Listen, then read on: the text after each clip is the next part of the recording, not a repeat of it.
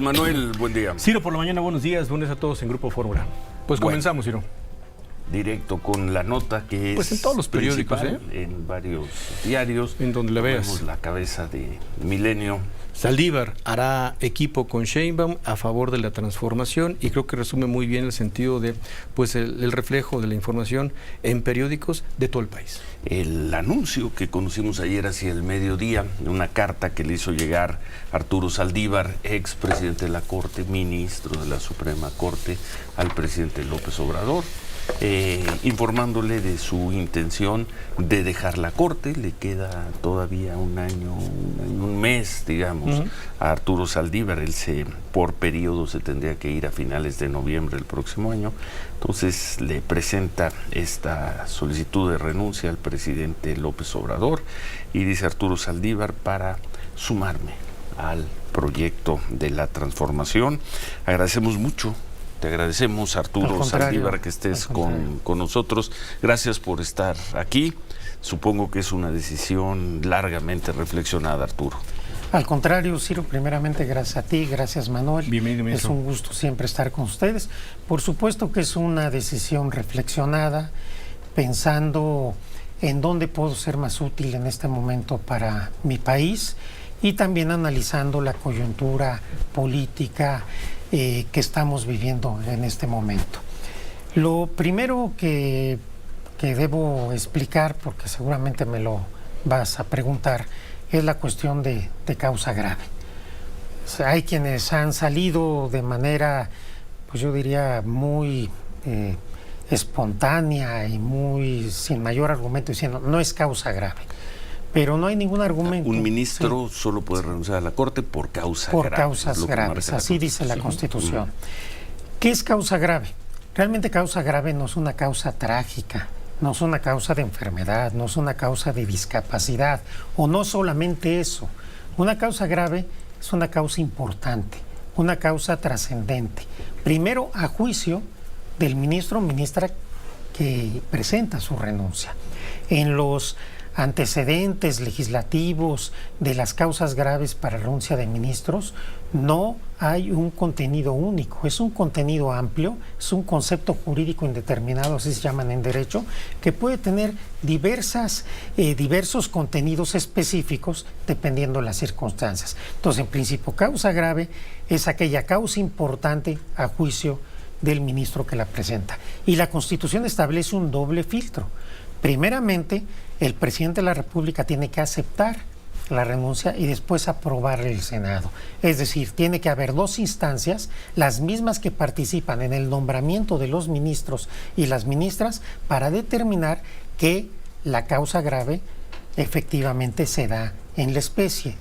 Y otra cosa importante que hay que tener en cuenta: estamos en un régimen de libertades, hay un nuevo paradigma constitucional de derechos humanos en México.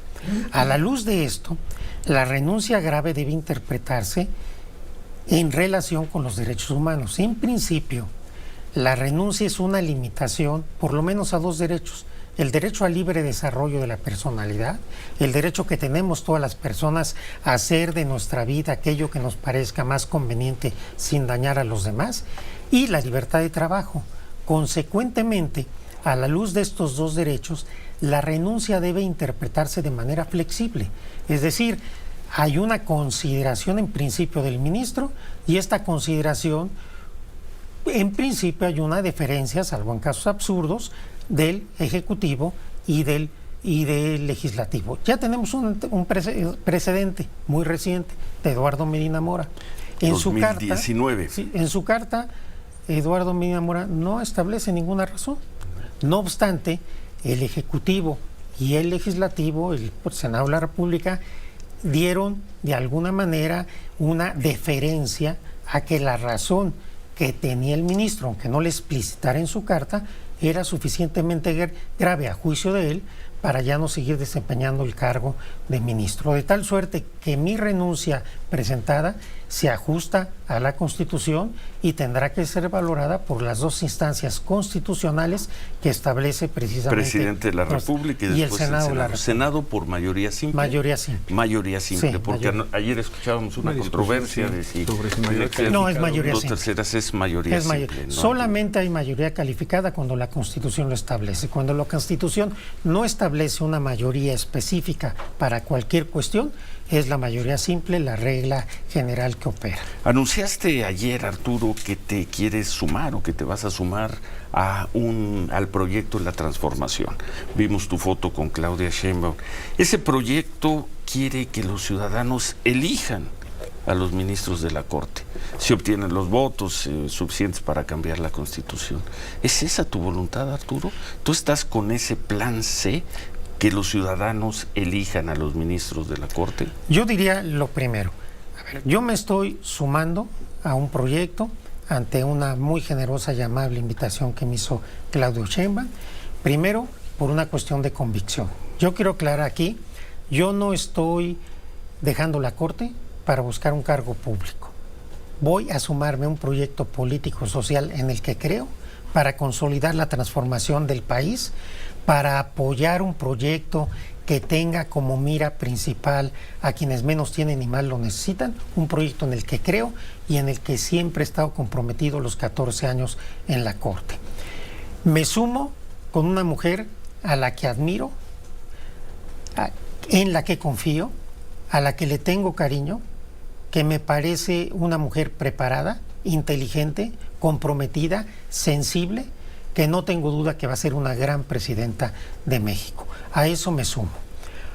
Obviamente, ya una vez que yo me integre al equipo, habrá muchos temas que tendremos que discutir y yo, en el seno de los trabajos en donde Claudia determine que le puedo ayudar, haré valer mis opiniones, mis puntos de vista y, por supuesto, en el tema específico que me preguntan de la reforma judicial, yo diré en este momento que no debemos estar cerrados a nada. Todo está sujeto a discusión.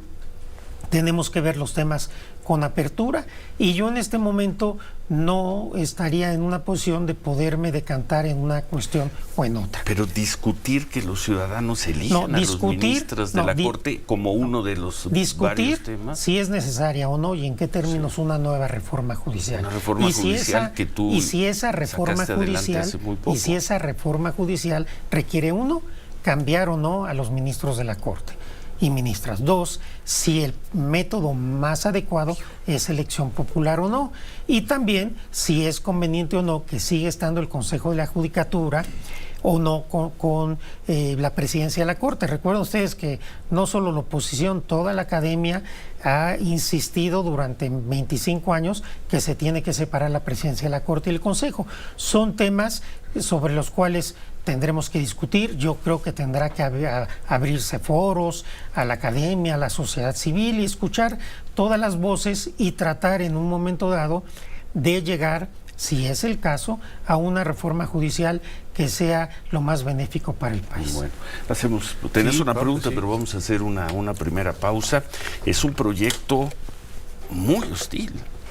Tanto lo ha sido el presidente López Obrador y Claudia Sheinbaum ha recuperado muchas de sus palabras contra la actual Suprema Corte de Justicia, contra los actuales, contra la mayoría de los ministros de la Suprema Corte de Justicia. Regresamos con ese tema y con más. Tenemos muchas más preguntas para Arturo Saldívar, hoy todavía ministro de la Suprema Corte de Justicia. Todavía no procede su renuncia, la tiene que aceptar el presidente y la tiene que aceptar el Senado. Así que hoy todavía ministro de la Suprema Corte.